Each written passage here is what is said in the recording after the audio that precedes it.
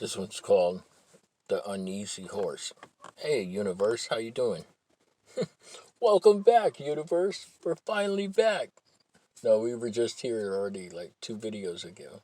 But this is called The Uneasy Horse. This was written while staring at a horse on this ranch that I work on.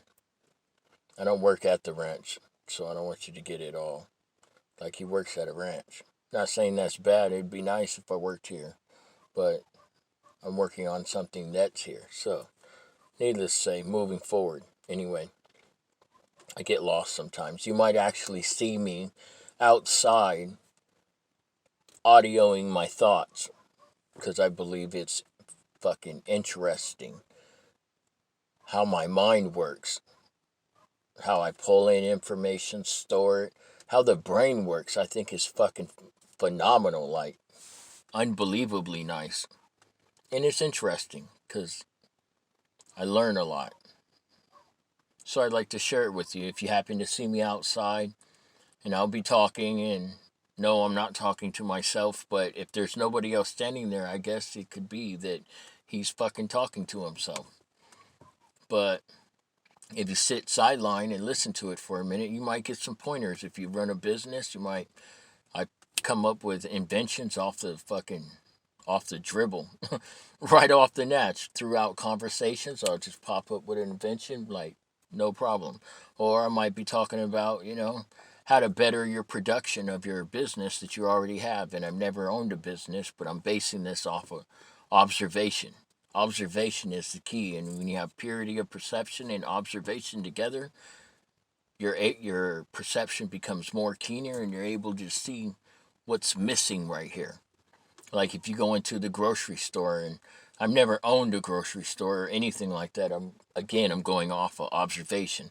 As you walk into the grocery store, we'll take the example from last night. Me and my mom, we were at the Walmart in Chula Vista, and it's closing. It's like maybe 11:30 when we got there.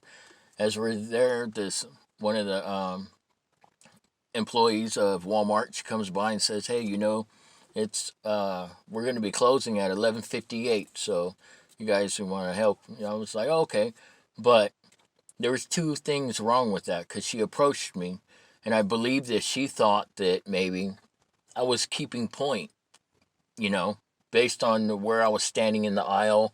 People are coming in, they're stealing all the time. You're looking at me. This guy looks like he's either keeping point or he's gonna steal something himself because he's like all over the place. His head is on a swivel, so it's like an office chair, so it's moving around.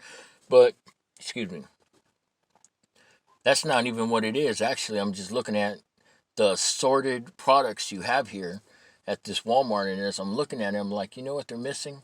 They need brighter lights and better music because people are attracted to color.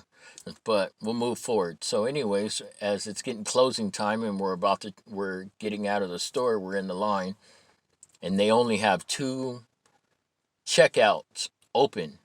And you would think that if they want to hurry all these people out, that you would have more than one or more than two checkout stands open. But that's not entirely true because you want people to buy.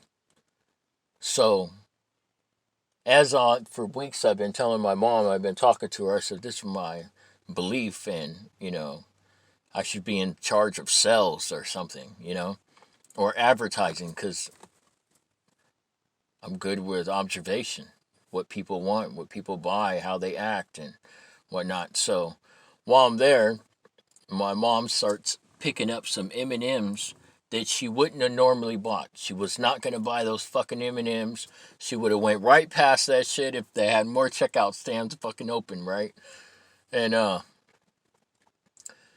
and she started thinking, what about all the things I've been talking about the purpose of them having only two checkout stands open is so you'll buy more things. You would have never even considered picking up those fucking M&Ms if they had more checkout stands open.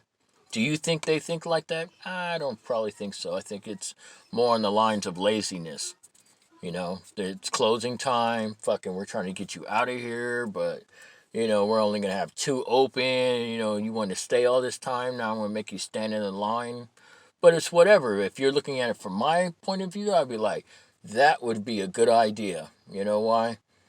Because the longer they're standing there, the more shit they're going to buy that they weren't going to intend to buy before. Like the M&Ms. My mom would have bought those M&Ms if she hadn't heard me tell her about why they want you to stand in lines like this and why this is here and why that's there. If that's not the actual intended reason, well, then I'm just fucking super intelligent. But that could be possibly true, though, too. Sometimes I am really intelligent. Sometimes not so much, but hey, I can be. As long as the mind keeps going and keep growing, then you're fucking rolling. But she probably thought I was going to steal something, but no, I don't need to steal anything. But if I was in charge of your store, you would be making more money, though. I know that. But anyways, go back to it. Uh, the writing is actually, it says the uneasy horse. The creature is uneasy, pacing back and forth, looking for a way out. I guess you could say this horse wants out, back and forth. I'll find my way out. You just wait. And back and forth I go. And this is me pacing. And soon I'll jump this fence. As long as I'm breathing and the sun is shining, I will be looking for a way out. And on this fence my neck rests. But I know. Oh, excuse me. We're going to have to come back to this story, but the first part was all good. Peace.